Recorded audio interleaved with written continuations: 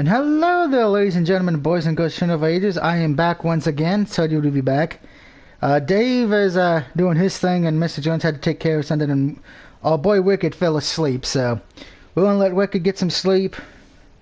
Hopefully he gets a good night's sleep. If he pops in with us, I didn't want to wake him up because that would have been rude a bit.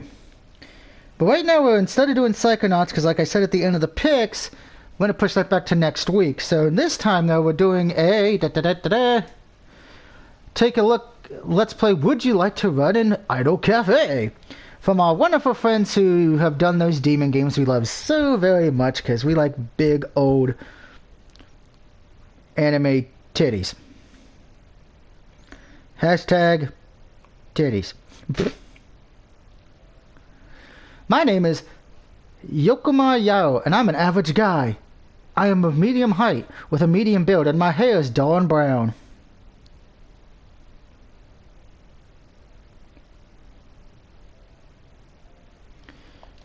I doubt you'll be able to pick me out from a crowd. It would probably be an understatement to say I don't stand out very much. There's nothing to commend me, nor anything to make me appear special. Wasn't always this ordinary. I went through a rebellious period back in my second year of high school. Subsequently, I fell in with a gang of delinquents, and I did everything I could to emulate them. Ow, crapback. I bleached my blonde hair, I began cursing people indiscriminately, and I even learned how to ride a motorbike. Boom boom. Maybe he's Mr. Grimm.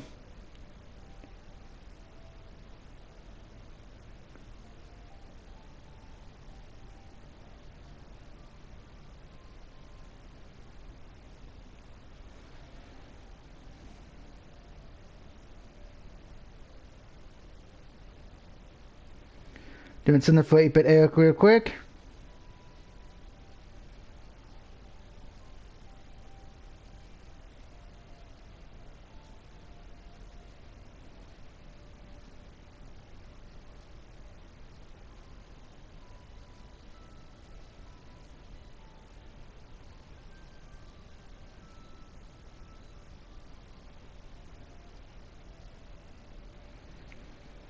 You know, he's already got me on there as friends. At least it might be nice to have other people who join me on that list, too.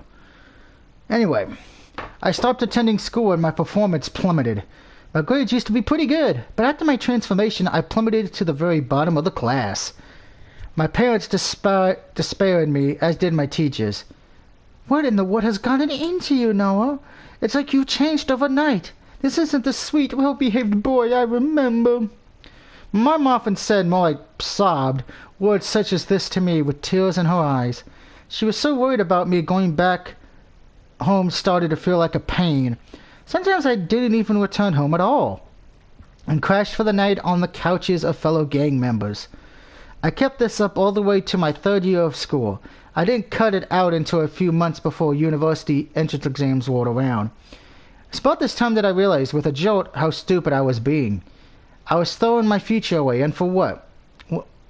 Wasn't I wasting my time?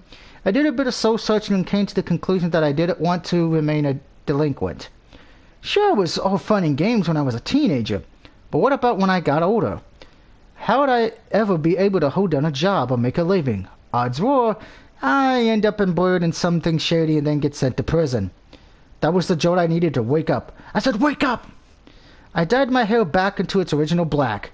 I began to speak in more fluent and polite manner, and I started to take my education seriously. It was like the last 2 years of my life had never happened.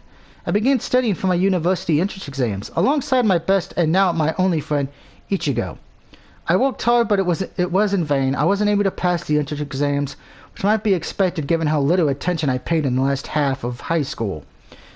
I have every intention of applying to university again so I can get a degree and hopefully a semi-decent job. But that will have to wait till next year.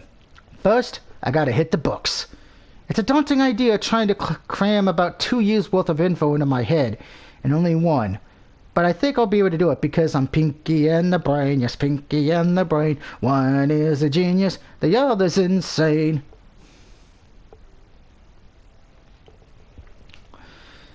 I might be average, but I'm pretty tenacious and I don't back down from challenges. My stubbornness might be one of my redeeming qualities. I don't want my life to revolve around nothing but studying, though if I'm gonna get back on the straight and narrow, I need to start looking for some sort of job. If I was still living with my parents, it wouldn't be such a big deal, but I'm not. I'm actually living with my friend Ichigo. It's a long story. We're not living in an expensive city, but rent still isn't cheap. Ichigo has her parents to help her out, but I explicitly told my own folks I'd like to try and hack this whole independent living thing alone, without their aid. I feel kind of guilty if they bailed me out after I spent so much time screwing around. I guess this is my way of making up to them. I was trying to prove that I'm not a total lost cause. I can reinvent myself, and that's precisely what I'm going to do.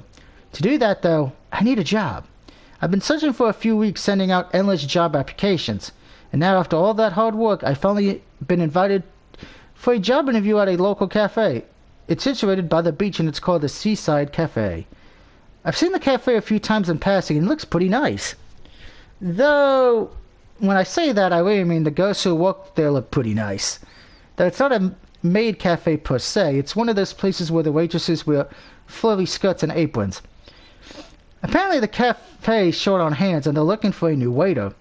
Being a waiter is not the most glamorous of jobs, and neither is it all that well paid, but it's still good, honest work. It's a start. I can't really afford to be choosy given my lack of qualifications, not to mention my few criminal convictions. I'm glad I was given a chance, and I don't intend to squander it. I wasted too much time already.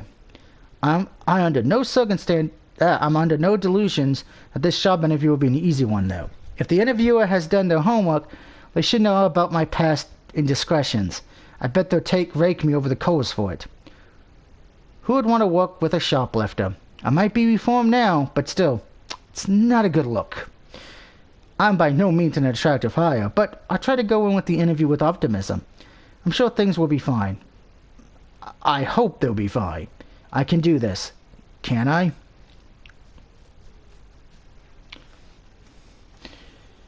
Miss Mamio, my, look at you. Aren't you a cute boy? You far exceed my expectations. Thanks, I guess. I sat with the owner of the Seaside Cafe over a table in the break room. She introduced herself to me about 5 minutes ago as Mior Yain, the proprietress of the Seaside Cafe. She's a very attractive woman.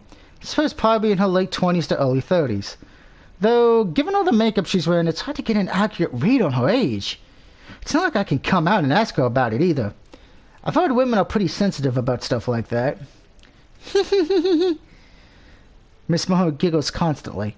You really are a darling. I think you would fit in quite well in my establishment. Several pretty young girls work here, but we have a dire shortage of handsome young men. I'm a proponent of equal rights, and I think it's important to level the playing field a bit. Pretty girls bring in more customers, but I can't solely employ the fairer sex. It wouldn't be fair. Right. So, I shifted uneasily in my chair. I hope I'm not sweating. That would make for a good first impression. Not that it matters. I guess Mohor seems taken with me already. Are you interested in giving me a position? But of course. Miss Mohor claps her hands together. You are a very sweet boy, and humble too. I loved well-behaved children like you. Children? I frowned. I'm not in high school anymore, you know. I'm an adult. There should be no problems, then. I'd be very happy to welcome you to the Seaside Cafe, dear Noel. So she's calling me by my given name, not my family name. Talk about forward. This woman seems kind of shameless. But given her attire, I guess that's a no-brainer. It might just be my imagination. I hope it's my imagination, but it looks suspicious like she's trying to push her chest together. Crap. I should probably stop staring. I'm very flattered, Miss Mahone. You're calling me that? Mahone pouts. That's so stiff and formal. Well, this is a job interview. I'm trying to be polite. Oh, you. Miss Mahone laughs and waves one hand in my direction. You worry too much. I do like serious boys. But you can't afford to loosen up. This is no longer a job interview, dear. You already have the job. Boy, that was fast. She didn't even ask me any questions beyond whether I have a girlfriend and if I think her clothes suit her. Something smells fishy here, and this isn't because we're so close to the beach. Bash at the beach, brother. Now why don't you loosen up and you can call me Anna, just like everyone else. We're one big happy family in the Seaside Cafe. I'm everybody's hard-working, reliable big sister. Everybody under this roof calls me Anna, and even Mercury, though it took her a while to warm up to the idea. She's very serious, just like you. I think the pair of you might get on. In fact, hee Mercury, guess she's one of the girls who works here. If I'm going to work here myself, I probably met her soon enough. That's something of an exciting prospect, but this is firmly excuse for a job interview has left me feeling a bit disconnected. I think I'll keep calling you Miss Mahone if that's all the same to you. I wouldn't want to overstep my boundaries. And I don't want to invite her to overstep her boundaries either. I think she's probably teasing, but you never know. So that's how it is. Miss Mahone pouts. You really are serious, but never mind. I'm sure your cute big sisters will be able to warm up to you. Cracking you is going to be a challenge. I can hardly wait. Yeah, it sounds great. I'm glad you want to offer me this position, Miss Mahone. But I do have a few questions, such as, I frowned, didn't you look into my past at all? I thought that was pretty standard procedure when taking on new hires. Of course, I always do my due diligence. Why do you ask? Well, my frown deepens. I'm not sure why I'm trying to sabotage my own chances. It seems self-defeating. I should be glad Miss Mahone is willing to overlook my past, and I am, but this is a little too easy.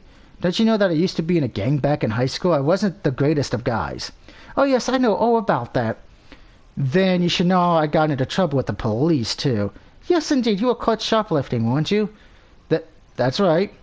It's very funny. I wouldn't think it to look at you now, when I learned of your past. I thought you'd be a tall, foul-talking boy with bleached blonde hair and tattoos. But you look quite ordinary.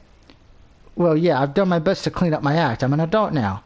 Back then, I was a stupid kid. I got into a lot of fights and did and said stuff I didn't mean. There was no real reason for it. I just wanted to stand out and feel special. But this was in the past, yes? It was almost a year ago. Then I failed to see the issue. There's no reason why I should mistrust you when you are doing your best to put your best foot forward. I believe that everybody deserves a second chance, regardless of what they have done. With a few exceptions, of course. You've never stabbed anybody, have you? What? No, of course not. Or shot them? Where would I even get a gun? Or dissolved any bodies in acid? No way, that's evil. And this ain't Mortal Kombat. Mortal Kombat! I was just a petty thug, not a stone-cold killer. Then there's no problem. I can forget a bit of shoplifting and win a few fistfights. Boys will be boys, as they say. You were very, very naughty. Your poor parents must have been beside themselves, but that has nothing to do with me. I am not your mother. I am your cute, reliable big sister, and I can forgive you for your past mistakes, provided they remain in the past. You wouldn't want to rob me, would you? No, I already said it. I'm not like that. Not anymore. Very good. You're such a sweet boy. Mahara rises from her chair and smiles. Here's a heads up, though. If you do betray my trust, I'll be beside myself. I think I'd cry. You wouldn't want to break your pretty big sister's heart, would you? No, I wouldn't. Then this arrangement between the two of us will work out wonderfully. I'm looking forward to working with you, Naro. Right, you too. Thank you for this opportunity. It's alright, you don't need to thank me, and don't be so distant. I might be your boss, but I'll have you calling me Annie before the week is out. Foo. Right. I'm not sure if I like the sound of that laugh. It's kind of creepy. Oh, yes, I forgot. Don't forget our good buddy, Mr. T. Sean Jones, the leader and founder of TCW. He's streaming his Black Friday 2021.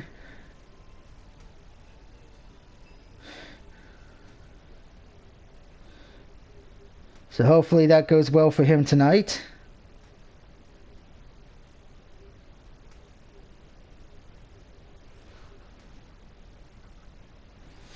And my buddy John Crouch is streaming as well, so let's give him a like real quick.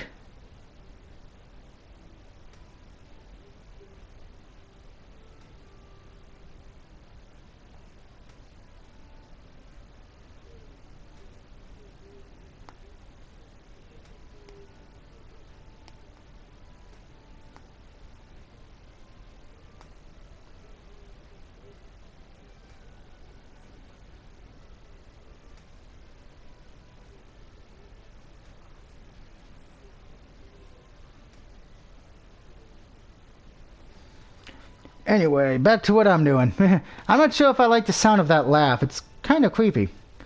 Would you like me to show you around the cafe? I'll give you a brief rundown of all your duties, and I'll introduce you to our cute waitresses.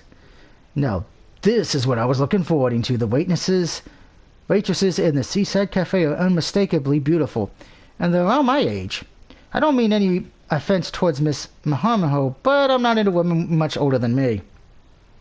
I'd rather flirt with girls my own age. Damn. So this is the new guy we'll be working with. A pretty girl with long dark hair who Miss Moore introduces as Mukio. I'm just going to call her May. May serves me with pursed lips. She's wearing a cute black maid dress with a white ruffled apron.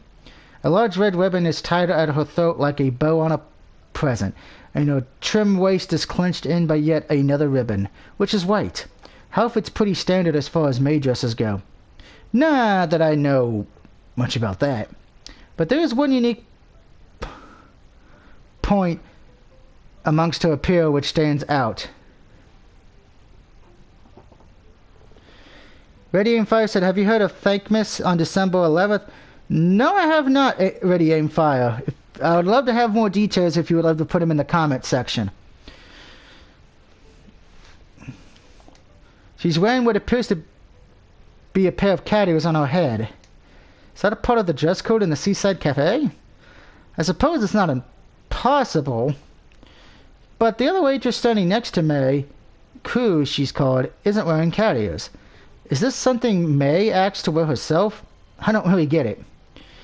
Strange though, May's appearance is... She is pretty cute, as is Q. Now, I wonder which of them is the cutest. Just because of the fact of I have a strong feeling the certain choices you have to make to get the trophies, I'm going to save right there. I prefer Q because she's got the hair and the purple eyes. I think Q takes the cake as far as cuteness goes. There's something about her impulsive expression that makes my heart flutter. Ah, be still my beating heart. She's very slender too and delicate. She looks like a doll. And of course my fear of dolls does not help. I should stop pontificating about my co-worker's appearance though. Miss Myers talking. That's right, this is Noah. Yakamio Noah. We're just going to say Doug for short. He's going to be working here as a waiter starting tomorrow, effective immediately. Huh? Tomorrow? He said, Ready Aim Fire says Jacksepticeye is having an event for every creator in December to participate, and all donations go to charity. Oh, that's nice. Hopefully there's a lot of money made for charity. May and I vocalize our surprise at the same time, our voices overlapping. She looks about as indubious as I feel. Miss Mayaroni frowns. Why do the pair of you look so surprised? Aren't you glad? I want you to work here ASAP. Noma. Oh yes, I am glad, of course I am, but... Well... I scratched my cheek with my index finger. I didn't know I was meant to start so soon. I feel like I still have a lot to learn. It'd be fine. This is a relatively simple job. I'm sure you'll pick it up fast, a smart boy like you. Besides, it's always better to throw people in the deep and when they're trying something new. Haven't you heard of sink or swim? No, but I have heard of what the fuck am I doing? I see how it is. May pouts. I can't tell you how to run your business, big sis, and neither would I presume to. But I do worry about this guy. If he does sink, he might drag the Seaside Cafe's reputation down with him. It'd be fine. I have faith in Noah, Mr. N. He seems like a dependable boy. You should try to have a bit more faith in him, too, May. Turn that frown upside down. I'm sorry, but I have to decline. I know that if anything can go wrong, it will go wrong. She must be a Detroit Lions fan, I guess, Ready and Fire. If I foresee some difficulties with this new hire. Cool, the silver-haired waitress blinks. But you don't have the gift, May. You cannot tell the future. How could you possibly know that? I don't need to have the gift. May makes little quotation marks with her fingers to know that this guy can't be trusted.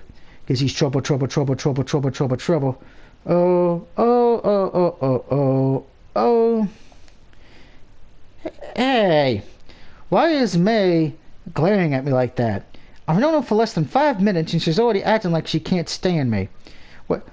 What have you gotten against me? I haven't done anything to you. Not yet, you haven't, and I hope it remains that way. Really, though, you don't seem like that sort who would make for a good waiter. And why's that? I don't know. It's hard to describe. There's just something about your face, I guess, or maybe about your mannerisms. I mean, manners. Then again, it could be your whole existence. It's irritating me. Well, fuck you, May. Well, geez, yeah, fuck you. I rolled my eyes. Thanks for the advice, ma'am. But I don't know how workable it is. I can't help being alive. Really? Q's single visible eye, the other is hidden by her silvery hair, stares at me. Her glaze is uncommonly piercing, and I can't meet it for too long without trembling. For a girl who doesn't say much, she has a pretty intense aura. Your life and death stats is something you can change if you desire. But I can understand if you would not wish to do that. It's quite the big commitment. What in the world is this girl talking about? I feel like I'm talking to Winter from TNA Impact Wrestling. May's plain old aggressive, but Q's downright creepy. Well, I do dig creepy chicks. I mean, my wife who is Melina. Yeah, it is a big commitment, alright. I'm sorry to disappoint you, but I don't think I'm ready to shuffle off the mortal coil just yet. I mean, I've only just gotten this job. I know. You won't die. Just yet. I'm glad to hear it. That'll happen much, much later, when you're in your 70s. You'll suffer from heart problems and pass away at home, surrounded by your loved ones. Huh? How'd you work that out? I just know these things. But how? I have the gift. What gift? If this gift of hers is the ability to spook people, then I say she's doing a pretty damn good job of it. I'm really starting to get the chills here. Oh, never mind putting all that nonsense to one side. May waves one hand carelessly. She doesn't seem particularly fazed by Q's grim prognosis. Is she used to it? I still don't like this boy. He's a bad attitude and I don't like his way of talking. You're not a member of the Yakuza, are you? Huh? I still wire at... I need a drink of water, holy shit. Between doing the picks and then right into this, ooh.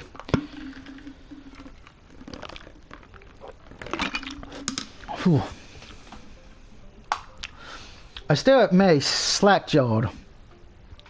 It's true I used to be a delinquent, but I never joined the Yakuza. I had some common sense even back then, and I didn't want to get involved in anything too shady. I have a police record and I've been in a number of fights, but I've never smuggled illegal drugs or committed murder. I don't think I have the heart for that. Of course I'm not a member of the Yakuza. Do you think I want to work here if I was? Well, I didn't know. It could be a front. A front for what? For evil. Intellectual things. You just look despicable. I bet you're the type of guy who would try to hold a ghost hand on the very first date. You creep. No, wait. I think that's pretty normal. That's exactly what a degenerate would say. Mega turns to Miss my home and still scrawling. I don't want to work with this guy. Really? I couldn't tell. But I suppose I have no choice. If you already offered him a position. I'll try to behave myself when we're together. But if he does anything to cause offense, I'll be sure to let you know. I am a heroine of love and justice, and I cannot in good conscience let criminals roam free. Love and justice, huh? May's been nothing but evil, but bitchy towards me, but this turn of phrase still promotes a smile. There's something nostalgic about it. You ain't a fan of magical ghost shows, are you? Of course not. I'm not. Where did you get a silly idea like that? Ha ha ha ha ha. Right. I guess that proves it. May, despite her serious demeanor, is a huge fan of cute kids' cartoons. Well, I like kids' cartoons too, like Earthworm Jim, Gargoyles, and DuckTales. Woo! Who would have thunk? Let's see. Ready and Fire says, I forgot to mention enter The Thankmas thing, just put thanks, miss, if you stream the 11th, by the way. Alright, thank you so much. I will try to remember that. I mean, unfortunately, I have no way to do anything with donations because I don't have a big enough channel yet. But I wouldn't mind helping Jack out if it means he's somewhere around that line. Now, everybody, let's all try to get along. I do my best if he promotes to keep his hands to myself. What day is the 11th? I gotta check. So, Idiom Fire, thank you for that, because that's making me check my calendar. I don't care about Instagram, made to know I have it. When is the 11th?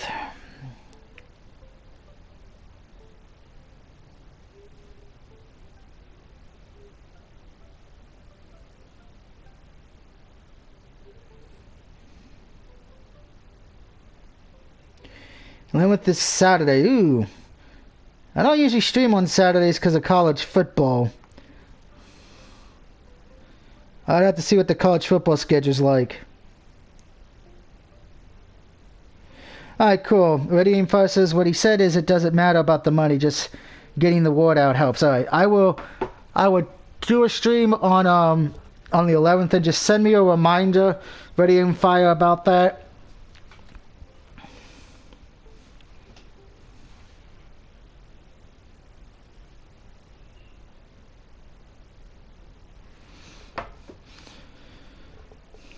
Because I believe you follow me on Twitter, so just send me a message on Twitter to remind me if you can. That would help me out since my brain does not remember things that well. I haven't even done anything yet. Not yet, but you will. Aha, that proves it. May stabs a finger at me triumphantly. Even Koo's saying it. She doesn't trust you either. No, that isn't it. I just have a feeling. Events are now being set into motion. We're going to work together and then... who knows? Koo stares at me, her visible eye wide. I cannot predict what or when, but something big is going to happen. I can feel it. Alright, she can feel it. Noah, welcome back. I'm greeted when I return home to the cheery sing-song tone of my best and only friend, Sakura Ichigo. Ichigo and I go way back. I guess you could call us childhood friends. We used to live next door to each other and we went to the same elementary, middle, and high schools. We walked to school together when we were kids, and since our moms are good friends, she'd always be around at my house during the weekend. Guess it's inevitable we became close, despite being discerned on many accounts. My relationship with Ichigo kind of dropped off during my second year in high school after I fell in with those delinquents. I barely spoke to Ichigo at all, and our relationship seemed on the verge of crumbling until I wised up. Ichigo helped me study for my university entrance exams, and though I didn't pass, I appreciated all the help she gave me. Ichigo did pass her exams, however. Now she's training to be a nurse at a small, cozy campus by the beach. Ichigo could stayed with her parents and commuted to college, but the university's about an hour away from our hometown by train. Thinking that it would be worth the time or the money to commute, she decided to rent a place closer to her university instead, with a bit of financial help from her parents. She didn't move into the small apartment on her own, though. She invited me alongside for the ride, too, and after some deliberation, I decided to accept her offer. I didn't have any real reason to leave home, but it was starting to feel kind of shifted what with my mom breathing down my neck about my failed entrance exams. I wanted to get away from my parents' crushed expectations and take in the smoothing sea air. I moved in with Ichigo a month ago, and at the start of the semester since then, I started looking for a job. It took me a while, but I finally made progress. I should be able to work at Miss Mahu's cafe soon.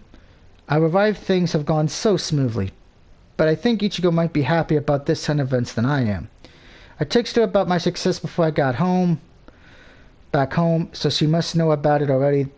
That it explained her bright beaming smile, which stretches almost from ear to ear. Well, hello. I don't know what she's cooking, but I'll eat it. I'm so pleased for you. Now, yo, congratulations on your new job. Clap, clap, clap, clap on.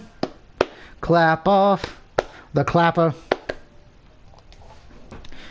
It's good doesn't actually clap. She can't. Her hand is occupied with a ladle.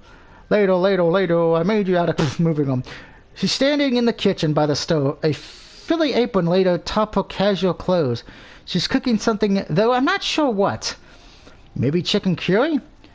There's a chopping board on the counter covered in bits of diced carrot and onion. Well, now I can't eat it because I'm allergic to carrots.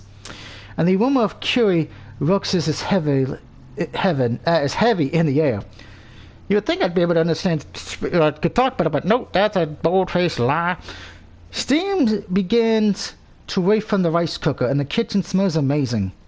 It's kind of messy in here. Ichigo isn't the tidiest of people, but I don't mind that. It makes the house look lived in.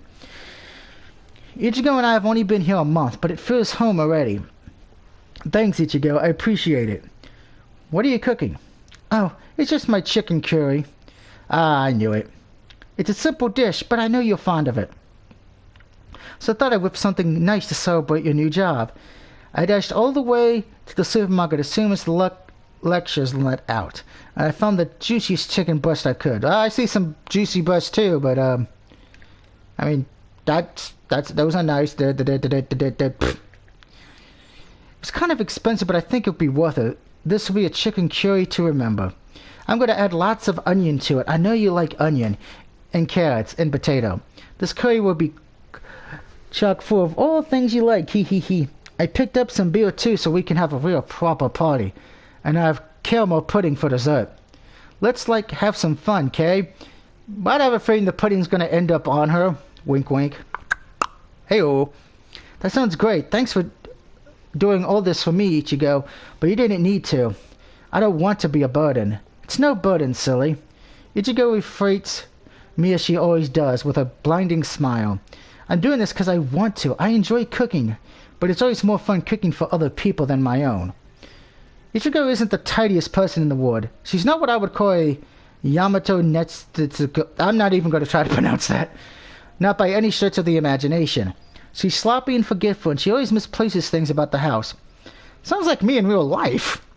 She doesn't make her bed in the mornings. Okay, that sounds like me. She forgets to put her clothes in the laundry basket. Okay, that's not me. I found dispaired pairs of her cute pink undies on the bathroom floor before.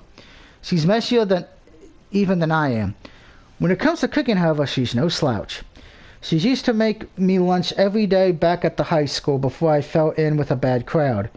And they were unfamiliarly delicious and nutritious. White rice, ginger chicken, pickles, rolled egg omelets, hamburger steaks, you name it. Ichigo could cook it. She's incredible with her hands. I love seeing other people enjoy my food. You especially, Namio. You're always so complimentary. Of course I am. Your food's amazing.